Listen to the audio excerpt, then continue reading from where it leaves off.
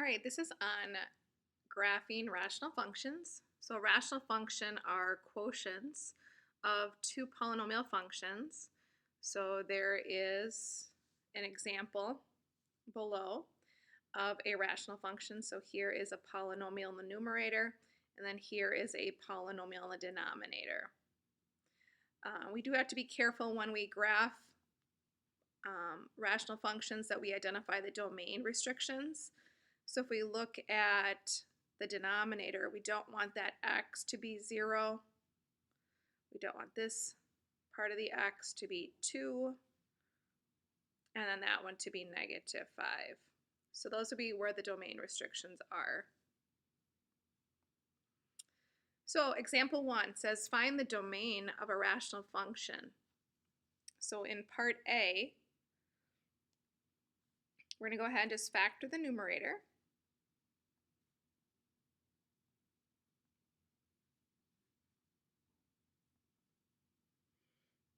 And then we look at the domain restrictions.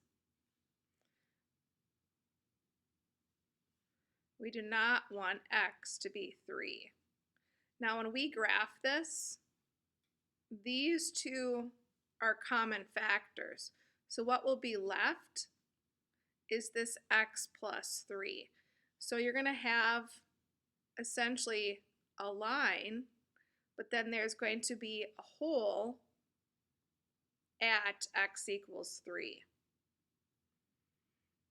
Second example, factor it, difference of 2 squareds. Nothing's going to cancel. The domain restrictions are x cannot be 3 and -3. In this graph, these are going to be what we call your vertical asymptotes at those domain restrictions. So, in the yellow box, it says locating vertical asymptotes. We're going to have vertical asymptotes at those domain restrictions. So we write vertical asymptotes as equations.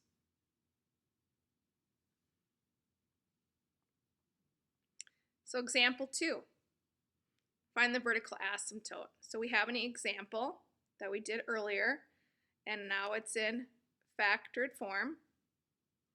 And then there are 2 domain restrictions. X cannot be -3 or 3. So then you're going to have vertical asymptotes at those domain restrictions. So I did show you what the graph would look like, and that's where those domain restrictions will be these yellow lines as vertical asymptotes. They help guide the curve. When we graph them on a graphing calculator, they're not going to show up. So you just have to know that those are where your vertical asymptotes are at those domain restrictions. The next thing on this slide says a value where the denominator of a rational function is 0 does not necessarily result in a vertical asymptote. There is a hole corresponding to x equals a and not a vertical asymptote. So here are the conditions that will occur. So the value of a causes the denominator to be 0, but there's a reduced form. So here's an example. So here's your original function, and you factor it. Notice that there is a common factor.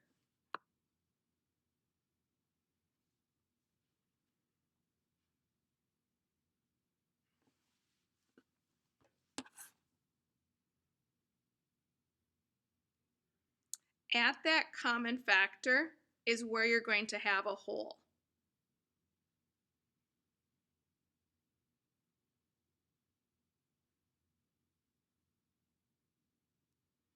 So I'm going to highlight where that hole is. It's at x equals 2. So what you're going to be graphing when you graph this function, what you're left with is x plus 2 when we cancel that common factor. So what that is a equation in looking like a linear form. So it has that y-intercept of 2 and then a slope of 1, and you have all these ordered pairs. But it'll stop and then pick back up at that hole. The next thing is called a horizontal asymptote. The line y equals b is a horizontal asymptote. So here are some examples of horizontal asymptotes. And then this is the horizontal. Here is the horizontal, it's approaching it. And then here's a horizontal. How we find the horizontal asymptotes are highlighted in the yellow. So we're going to be looking at the degree of the numerator and the degree of the denominator. So if your degree of the numerator is less than the denominator, you're going to have a horizontal asymptote at y equals 0. If your two degrees are equal to each other, then what you do is you divide these leading coefficients. The last scenario is if your numerator is larger than your denominator, there will not be a horizontal asymptote. All right, what we're going to be doing in the next example are the 7 steps to graphing a rational function.